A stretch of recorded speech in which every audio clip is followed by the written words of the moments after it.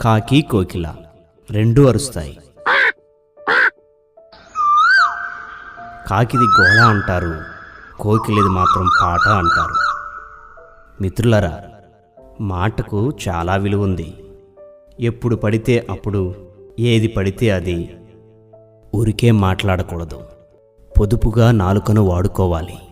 ఈ రోజుల్లో సోషల్ మీడియాలో, సెల్ ఫోన్ చాటింగుల్లో ఇష్టానుసారంగా మాట్లాడుకోవటం, హద్దులు మించి మాటలాడటం వలన వారి మాటల చేత చిక్కుబడిపోవటం సర్వసాధారణంగా మనం చూస్తూ ఉన్నాం.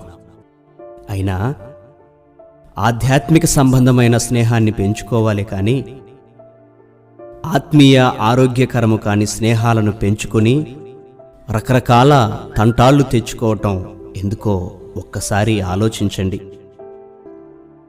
ఇలాంటి ఆత్మీయత లేని ఆత్మీయులను, స్థిర హృదయం లేని స్నేహితులను కాపాడుకోలేక, వదిలించుకోలేక నిరంతరం బాధలో ఊగిసలాడటం కంటే అన్నీ వదిలేసి, అన్ని యాప్లను అన్ఇన్స్టాల్ చేసేసి ఓ పరలోక అన్వేషిగా చేయాల్సిన పనులన్నీ బైబిల్ పట్టుకొని బుద్ధిగా చేసుకుంటూ బ్రతికేయటం ధన్యం కాదంటారా?